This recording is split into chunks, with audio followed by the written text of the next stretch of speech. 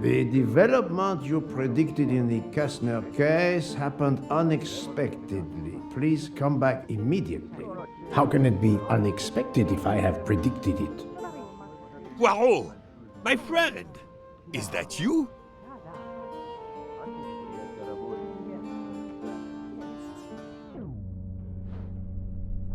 Poirot!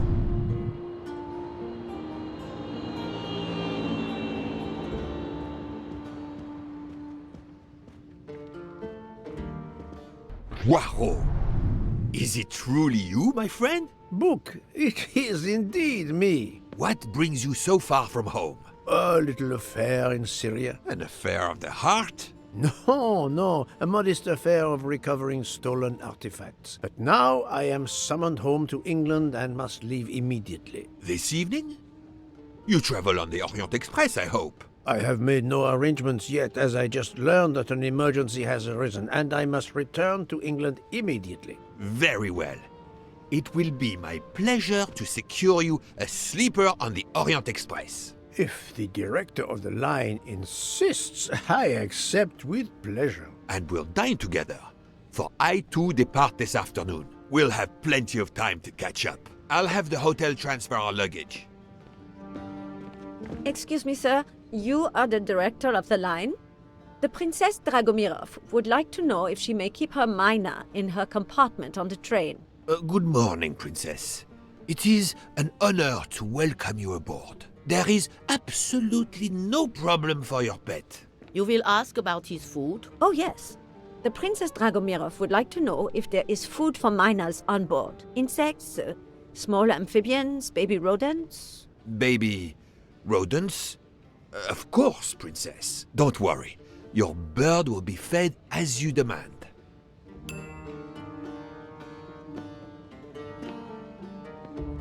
You there, desk clerk. One moment, sir. Listen to me. Call the police. My train ticket has been stolen. Stolen? Oh dear. Oh dear. You travel by the Orient Express, monsieur? Arbuthnot. Captain Archibald Arbuthnot, formerly British Army, now retired. And yes, I'm taking the Orient Express to Paris. But what business is that of yours? My name is Book. I am the director of the line at your service. And perhaps this gentleman could assist you. He is Hercule Poirot. But I must make that train. A train ticket. Yesterday I recovered artifacts worth several millions. Please, my friend. It's not just any ticket. It's an Orient Express ticket. Very well, I will investigate. Thank you, Poirot. I will arrange a car to Circeci station for us.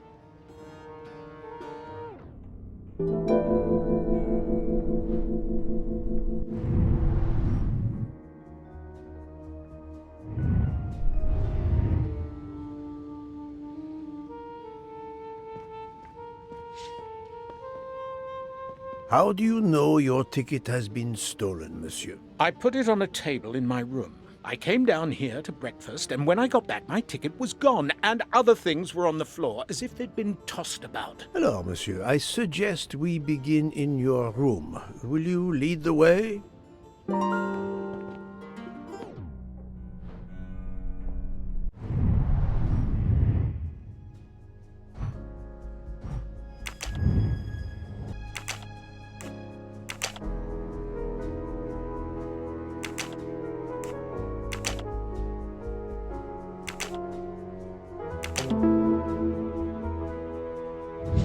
That's the right answer.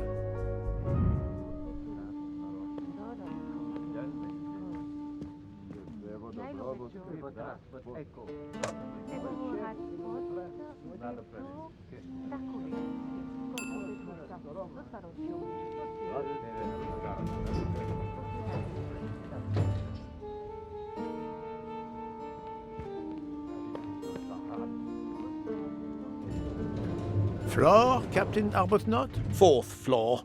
Oh, one mystery solved.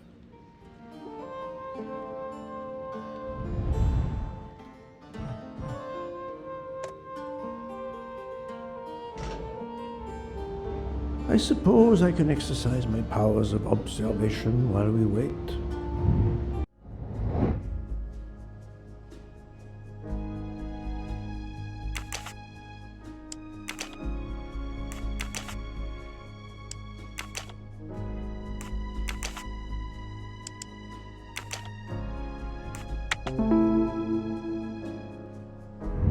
My little grey cells did not let me down.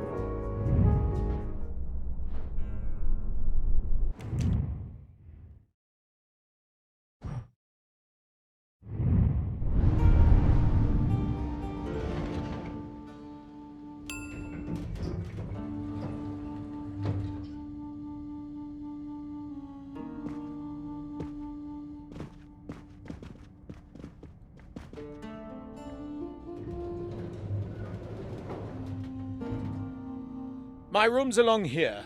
411. In a hotel of this quality? A thief? Come on, don't dawdle.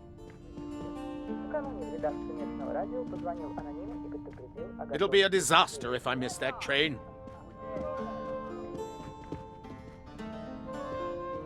You have locked the door, monsieur? Naturally. This is a foreign country. You have the key card? Of course. We will enter.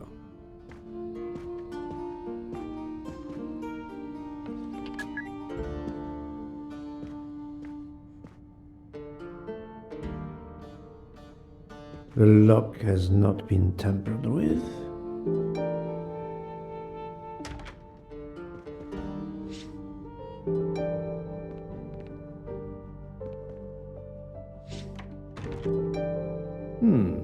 Water with traces of soap. The water is scented.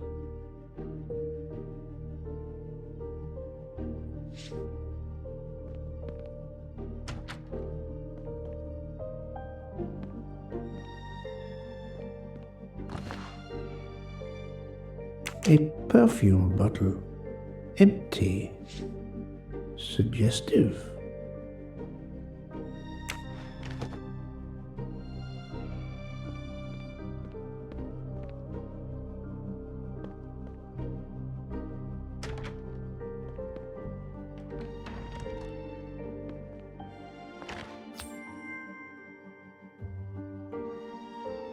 Come to Poirot, my exquisitely sculpted friend.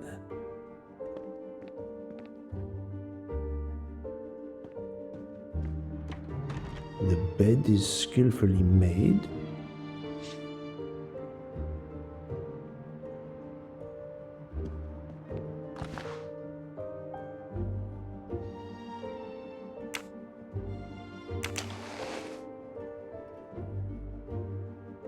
The wallet is somewhat worn. It contains just over $200 and the usual cards.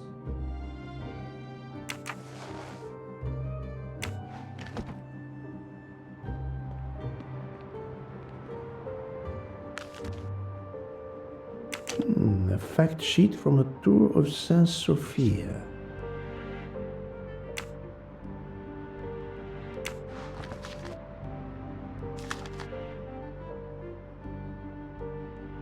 A stamped reservation for the Bosphorus ferry.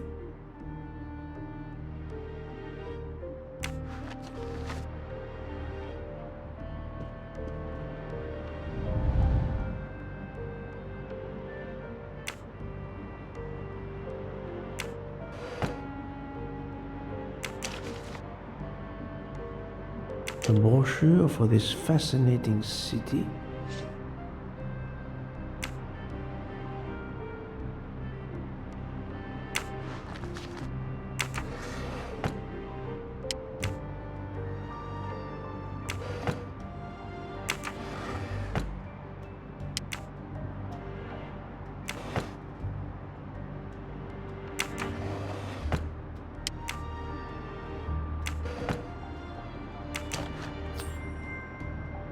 Another golden moustache to treasure.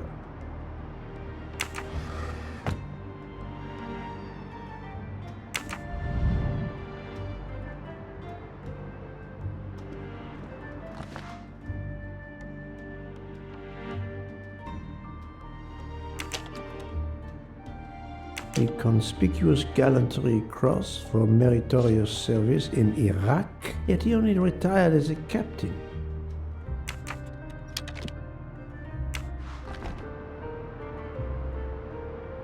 Four floors. It's impossible for a thief to have exited through the window.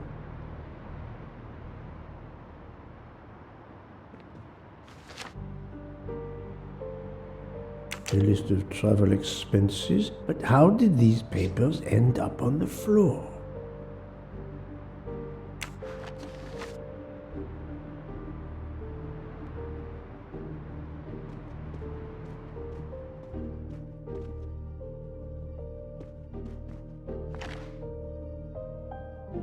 This earring, it is not the first time I've seen it, but where?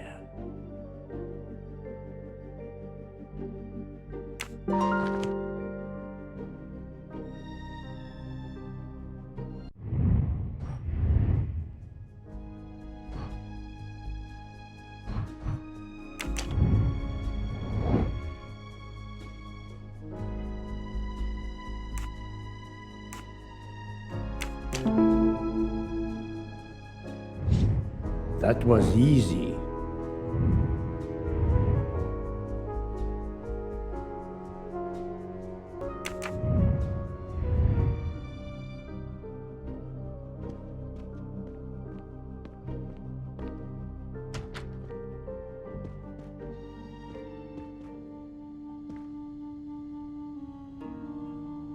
How long were you at breakfast, Captain? Half an hour or so.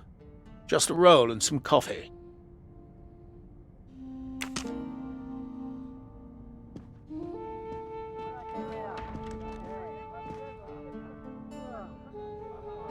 The room is apparently empty. I will leave it for the moment.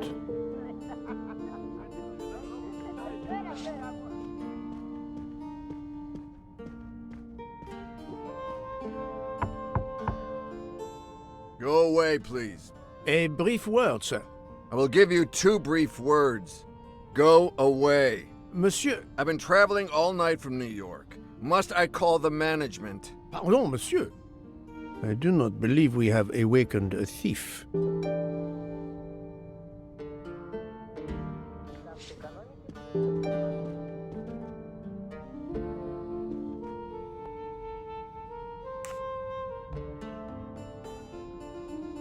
Why was there an earring in your room? An earring?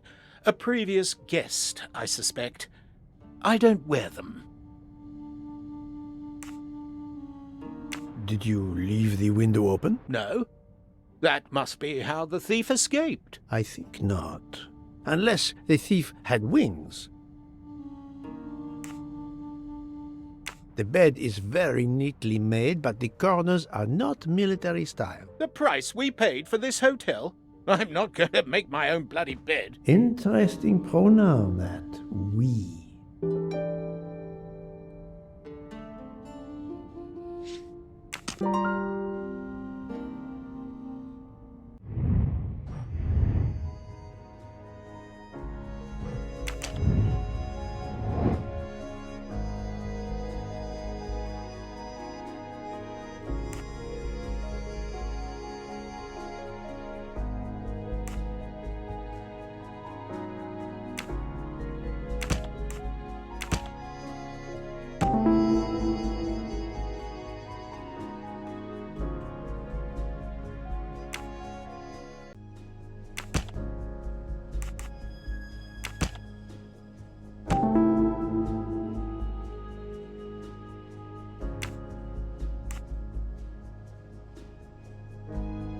The wind probably blew the papers on the floor as it came in through the window. Moreover, the door is closed, and I found an earring on the bedside table.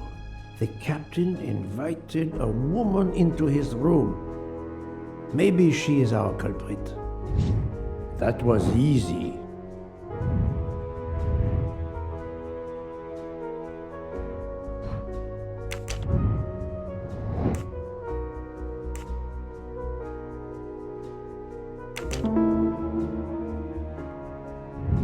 My little gray cells did not let me down.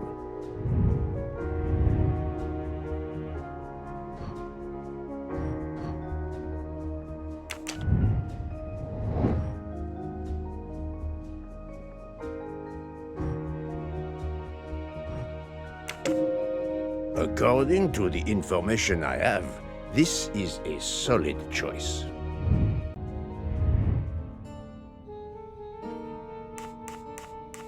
Captain Arbuthnot, I have examined your room. Much was revealed, possibly more than you expected. Rest assured, we will soon find your ticket. It's about bloody time. I have a train to catch. As do I. You are traveling on the Orient Express? We? If you will be good enough to answer a few questions, we may both make our train. Ask away. Please give me an account of your movements yesterday. I spent most of my day in Istanbul, sightseeing. I returned to the hotel as the sun was setting. The desk clerk can confirm I was alone when I picked up my key. I spent the night alone. I had no visitors in my room.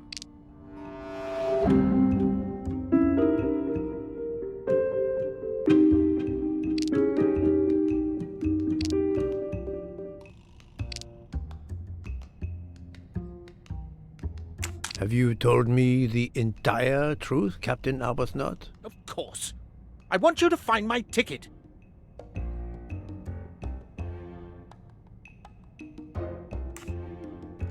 Can you explain the earring I found on the bedside table? An earring? Yes. Forgive me, Mr. Poirot. I had some business correspondence that wanted answering. The hotel provides help for business travelers. They sent up a secretary. I dictated a letter, and she mailed it for me. I hadn't noticed that she had lost an earring. And when did you invite this secretary? This woman may be the thief we are looking for. That was yesterday evening. My ticket was still there when I went down to breakfast. She can't have taken it. I see. Never mind. It is easily checked. And there was no other person in your room? No, I swear there wasn't. Ah, well, never mind. If it is not her, there is only one option left. Fine. Please finish your job quickly. I'll be downstairs in the lobby.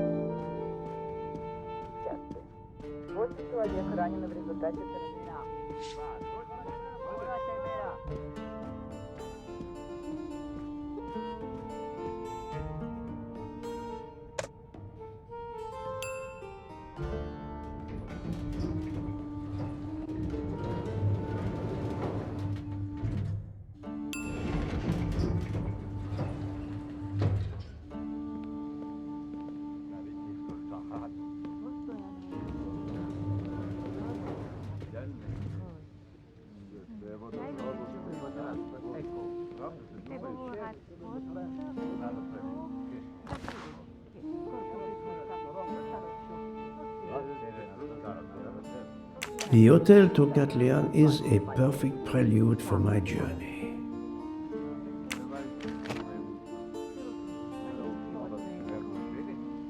Pardon, monsieur. May I inquire when the staff begins cleaning the rooms? Every morning at breakfast time, sir. After making certain there are no guests in the room, of course. May I speak with the chambermaid who cleaned room 411 this morning? I hope you don't think that one of our staff stole the ticket. No. Do not distress yourself. We seek only information. I will summon her at once. Oh, I'd ask her to bring her laundry cart.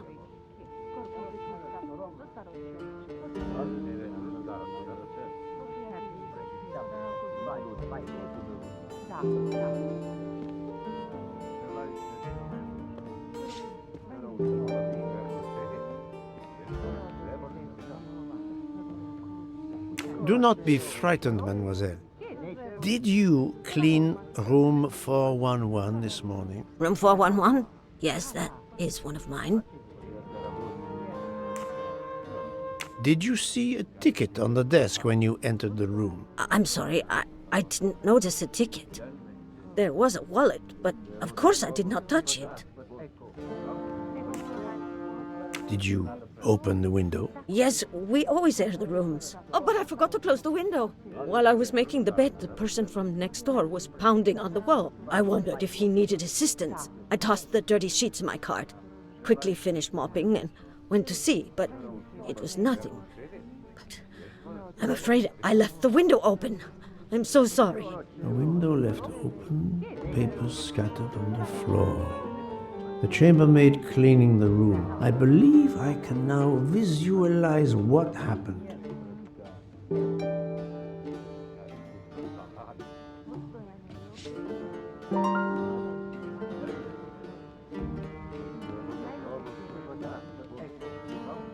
Poirot is not going to touch the dirty laundry.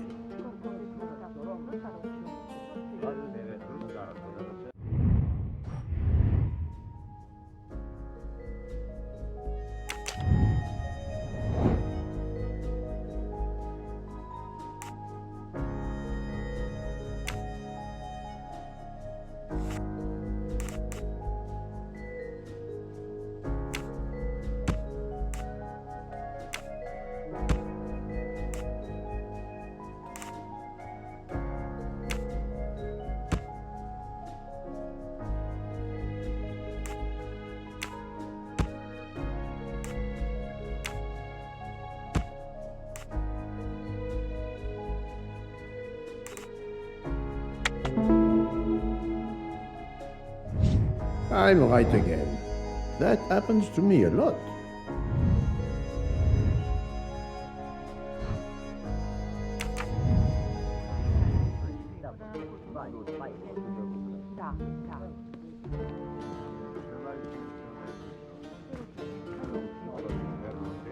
Mademoiselle, would you be so kind as to look in the sheets from room 411?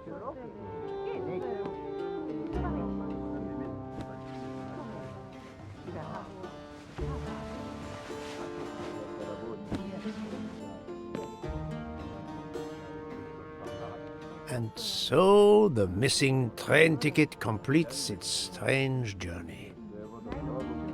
An open window, a laundry cart, and an annoying neighbor. But chance is the only guilty party in this dark mystery. Mr. Poirot, I apologize. I believe my concern got the better of me, and I forgot myself. Thank you. It was a case of great magnitude. I'm glad I was up to the challenge. And that, I think, is that.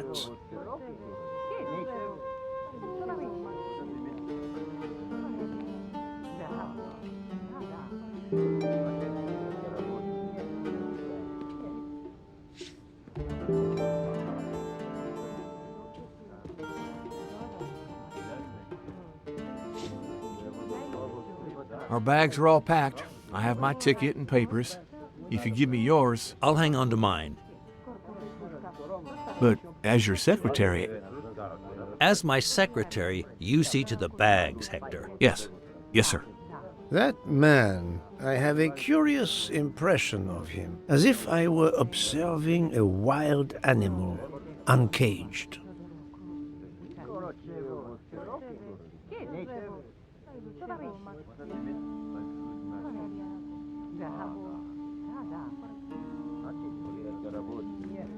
We must leave for the station. Our bags are in the taxi. Did you find the ticket? It was a case most difficult, but somehow Hercule Poirot managed. I knew you could do it. Now we can sit back and enjoy a relaxing train ride.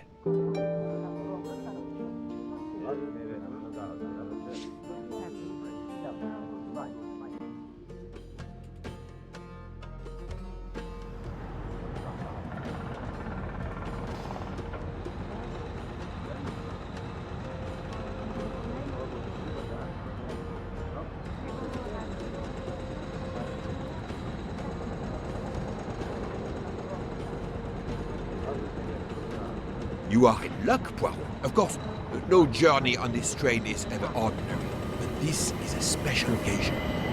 To celebrate the 140 years of the Orient Express, the engine will be none other than the splendid Pacific 231G558.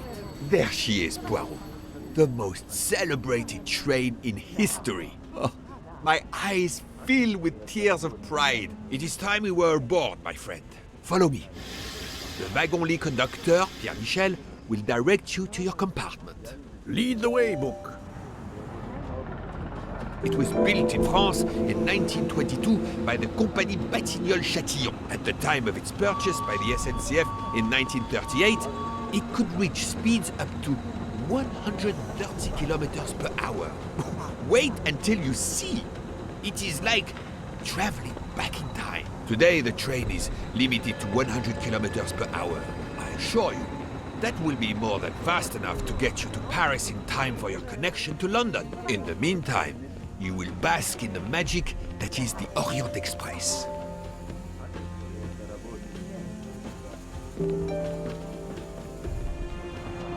Good evening, monsieur. Your compartment is number 202. However, I am afraid that all the others are already full. Full? But how can that be? It is incredible, monsieur. All the world elects to travel tonight. All the same, you must find room for this gentleman here. I can exercise my powers of observation while they try to find me a bed. He is a friend of mine. He can have number 201. It is taken, monsieur. What? Number 201? Yes, monsieur. We are full. Full everywhere. The 140th anniversary, perhaps. Michel, listen to me. Is everything aboard the train, Hector? In your compartment, Mr. Ratchet. I'm having them disinfect the room again as you instructed. I also got a call from the Indians. The sale is going through as you expected. There was never any doubt. No other phone calls, Hector? From Geneva or Venice? No, sir. Who were you expecting? Never you mind. Check our tickets. We're not going in until everything is confirmed. The young man seems quite agreeable, but the other, the older man, is something quite different.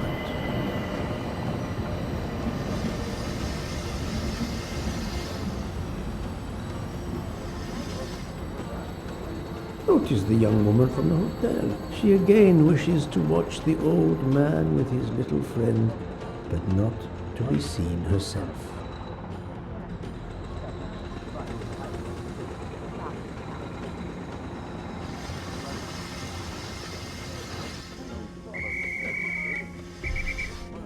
Mary. Not now. Not now. When it's all over, when it's behind us, then.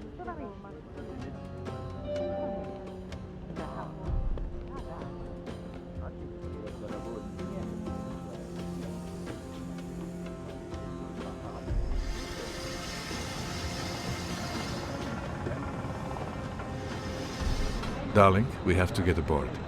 I know. I have heard of the phobia of fear of flying, but fear of trains? Now you're making fun of me. Never mind. We'll board shortly, once our compartment is ready.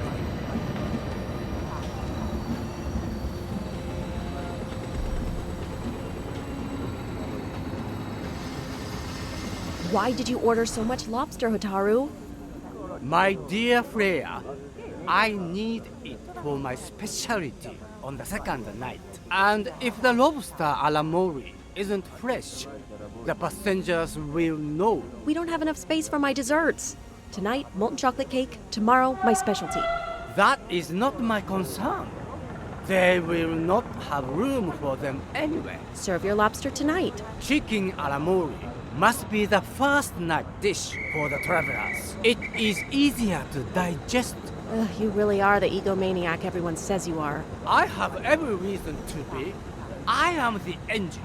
You are just the caboose. Poirot, I am mortified. The 140th anniversary, perhaps, but such a plague of passengers.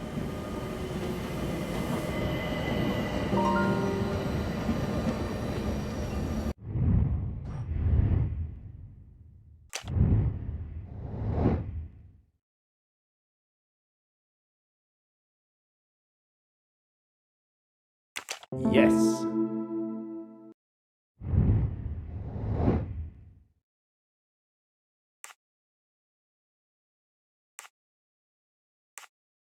Fantastique.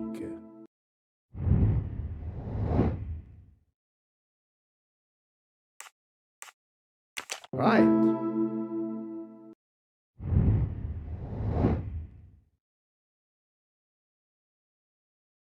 Adequate.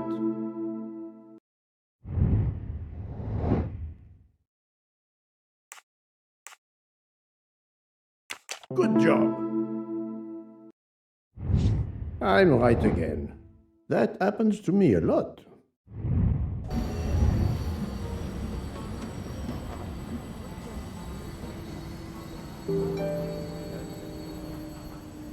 Poirot, we have a solution. A gentleman has not yet come. An Englishman, a Monsieur Harris. A name of good omen. It is already time to leave.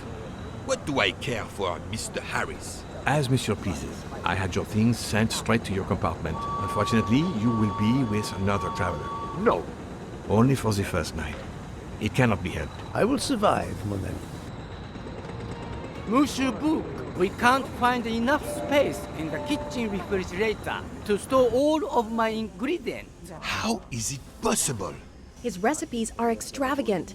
We need to leave something on the platform. If my lobsters don't go, I don't go. And have the passengers on the Orient Express go hungry? Never!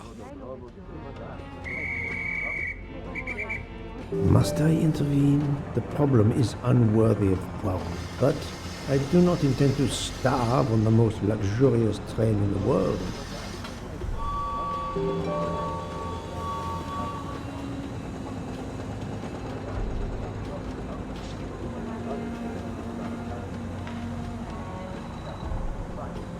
Thank you for coming to help us. It is impossible to fit everything into the Gary's refrigerator. Obviously, my entree are more important than dessert. If Mr. Mori delays his lobsters for a day or two, we can restock at another station. Delay?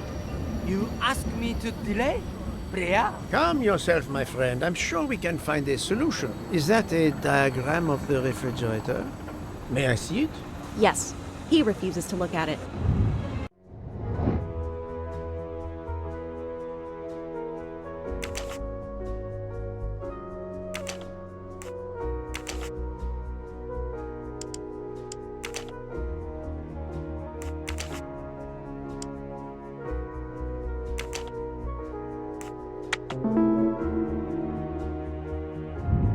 Et voilà.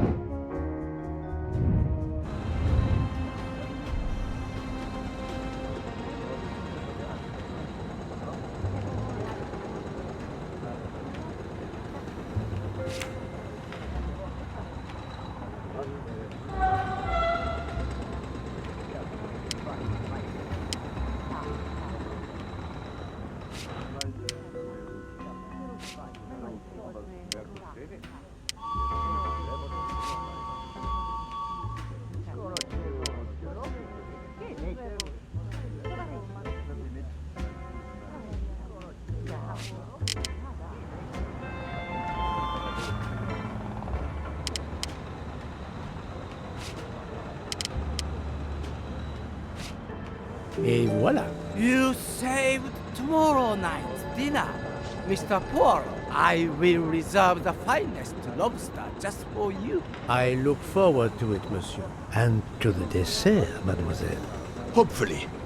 That will be the last mystery you face on our journey, my dear Poirot. Your compartment for tonight, Omi, is at the back of the second-class carriage, number 102. Tomorrow, you move to a private compartment.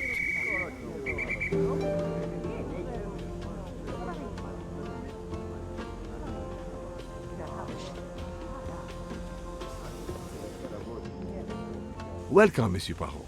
I apologize for the delay. Thank you, Monsieur Michel. I am delighted you could accommodate me.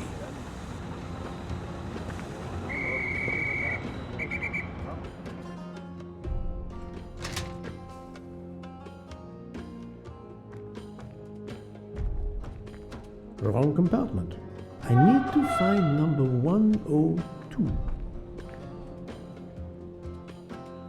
These first-class rooms are very spacious and luxurious.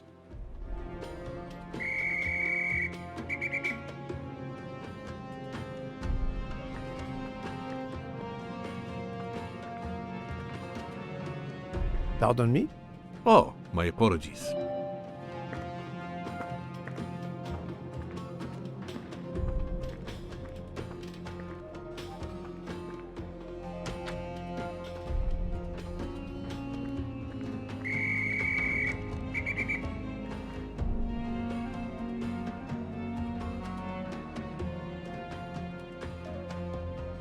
This lady has a style of her own, eccentric but chic.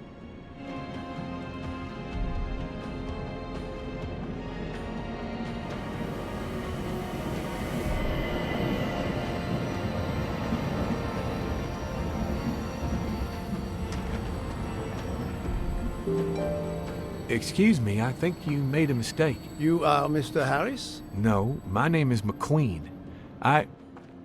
There is no other berth on the train, monsieur. All is arranged. Yours is the upper berth.